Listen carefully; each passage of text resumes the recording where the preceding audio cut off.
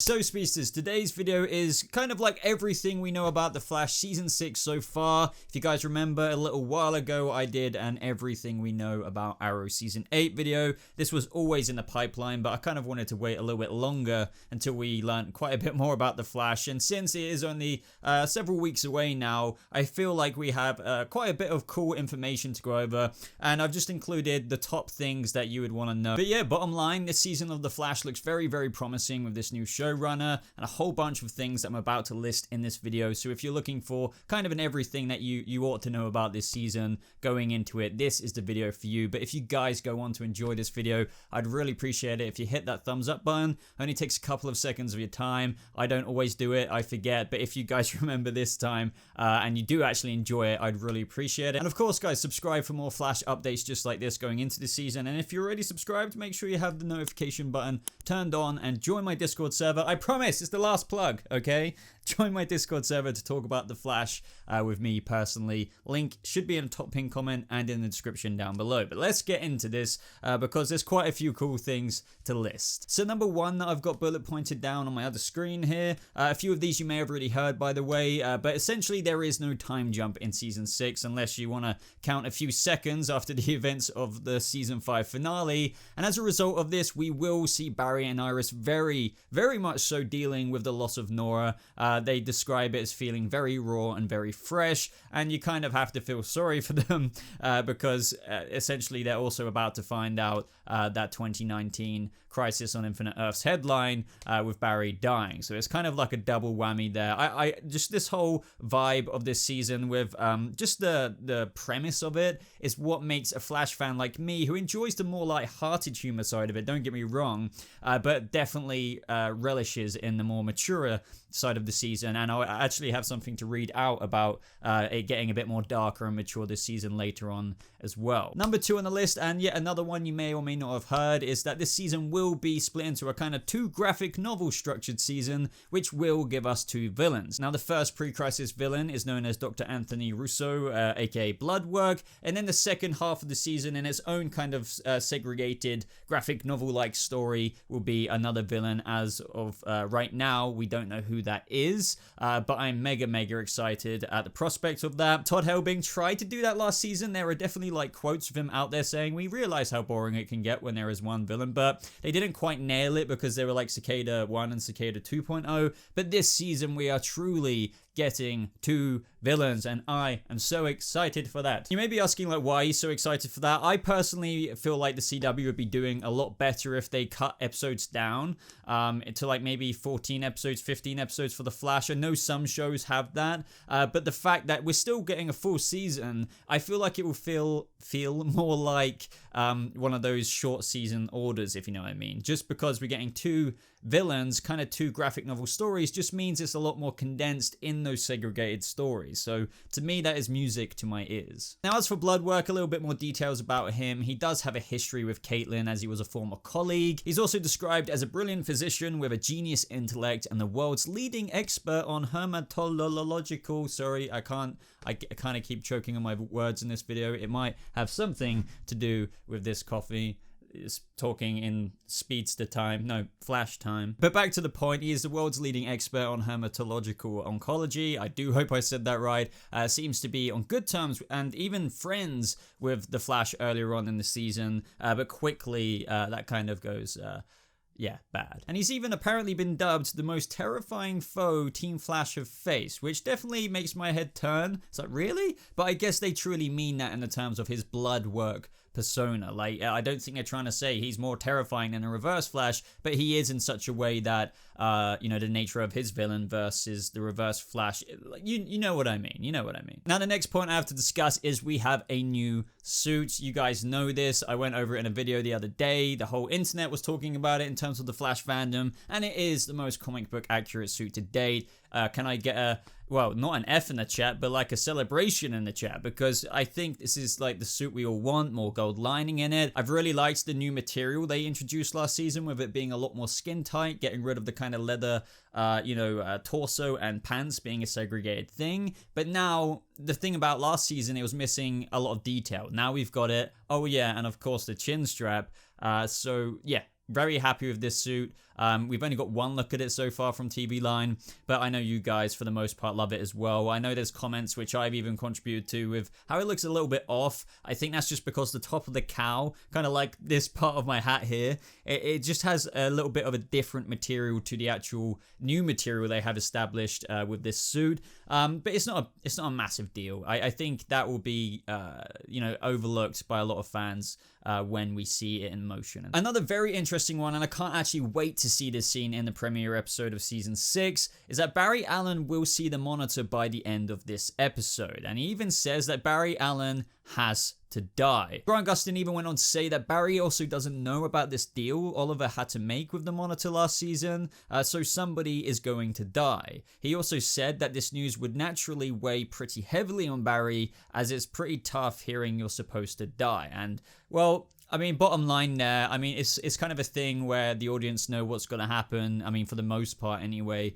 whereas the character doesn't. So Oliver has made that deal. The article will be intact as far as I know, in terms of it saying Flash is going missing in Crisis.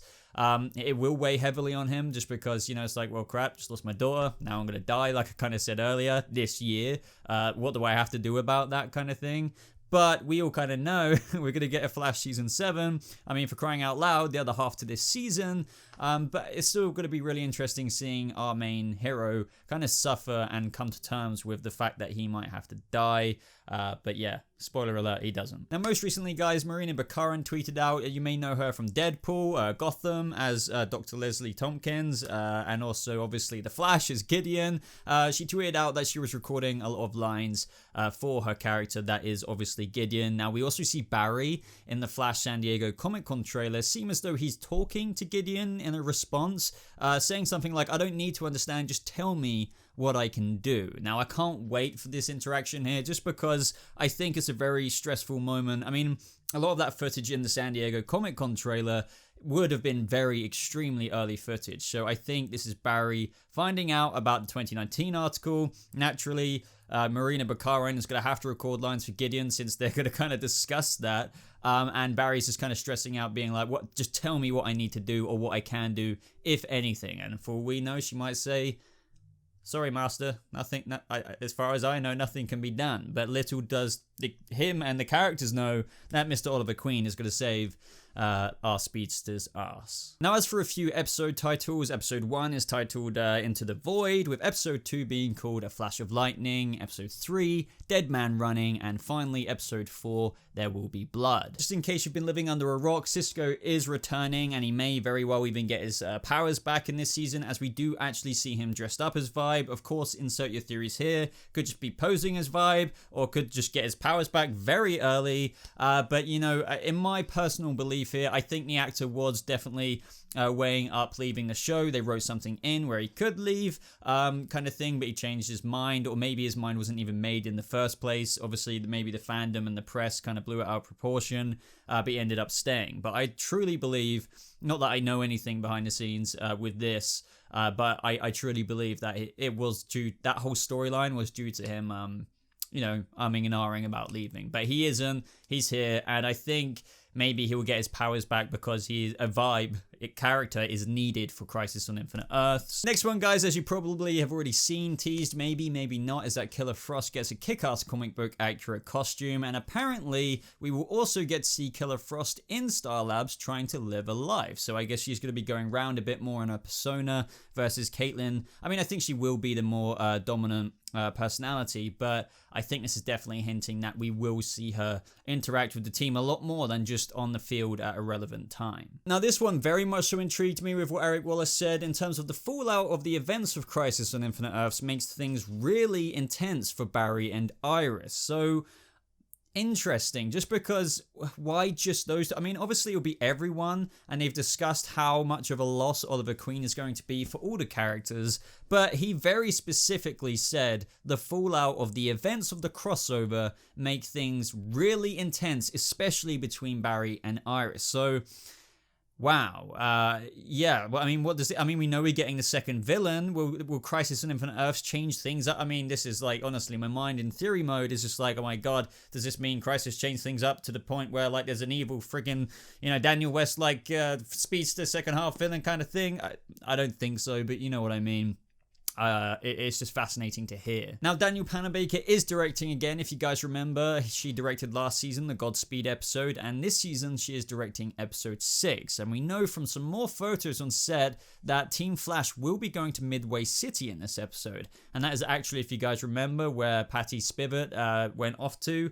So at the same time, I wouldn't be expecting like a cameo or anything, but maybe a cool little reference. But, it's kind of cool that we're even going to a place like Midway City, however brief it may be. Now, as for Godspeed, say what you will about him. I know people were pretty pissed with how kind of brief his appearance was last season, and he is coming back, so some of you may be like, yay, but he's going to be brief again. I think it's really cool Godspeed is coming back due to the nature of the timeline changes of Nora being erased and la-di-da-da, but if he's just going to be used as another kind of pin that easily gets struck by a bowling ball, what is this analogy? Like, kind of reduced to a weekly villain, I don't think fans are going to be too happy with that. Now, as for Iris West, she is going to be playing a bit of catch-up this season in terms of her newspaper, which involves getting some employees very, very soon into the season. With the season premiere episode, she'll even comment on the fact that, hey, my paper is not even real yet. I've only so many followers, so her paper's going to have to grow up really fast. And for those who kind of care about this, Candice Patton will be sporting her curly natural hair this season, opposed to her previous straight hair.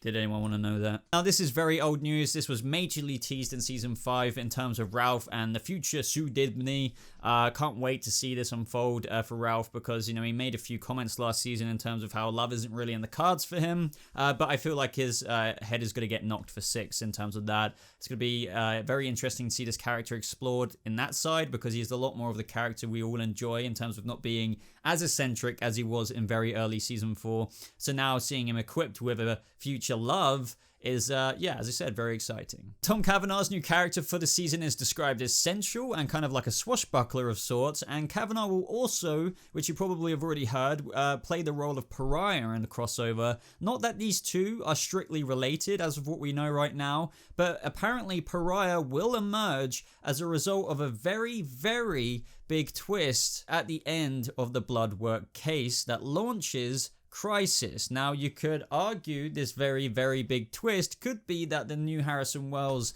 that we're getting this season, this central character, is somehow like Pariah, but that's almost way too predictable as a very, very big twist. So I really hope not at the same time, but just because even that line alone makes you kind of automatically think that. But yeah, we'll have to wait and see. Kid Flash will be returning this season, actually returning this time, because it was meant to be in a couple of episodes last season, but just didn't. I don't know, must have been chilling in the Speed Force. Either way, apparently he'll be teaming up with Barry to fight one of the greatest Flash villains ever. Now, that was a quote, by the way, so no idea if they mean Bloodwork, with the way they're kind of hyping him up. I am excited for Bloodwork, but one of the greatest Flash villains ever? Could be somebody else. We're going to have to wait and see. Now, also in the first third of the season, there will be time for 1 or 2 additional nemesis, apparently, including a guest cameo that will be fun for the fans. But we've also seen some behind-the-scenes footage and photos of some additional villains from photographers such as Canada Graphs. If you want to go over and see stuff like that, I recommend checking out his Twitter page. Now, whilst we're on this subject, the guest cameo that I just mentioned could be referencing Breacher, who I believe is returning in episode 5, which I think is a very Cisco-centric episode. So maybe that's the fun guest cameo fans will appreciate. Now, lastly, guys, this one gets me very excited. I said earlier about a darker tone that I had to tease you with. Carlos Valdes has also explained that Flash Season 6 grows up and gets real, going on to say that with that maturity comes some more difficult backstories and difficult characters.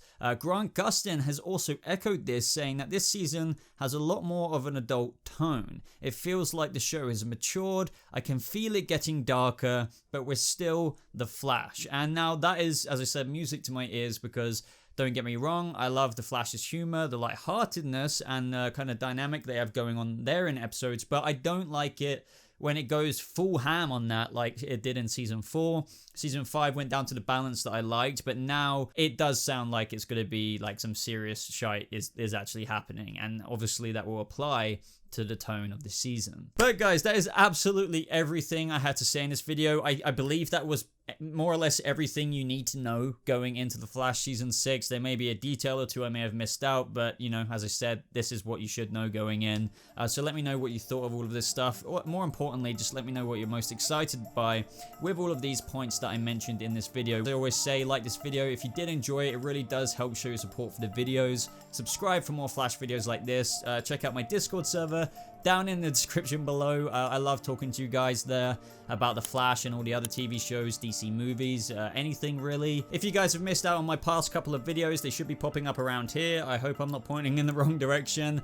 Check out my Patreon page if you want to support me a bit further. Social media is in the description down below. But thank you so much for watching, guys. Hope you have a lovely rest of your day, and I'll see you speedsters in the next video. Goodbye.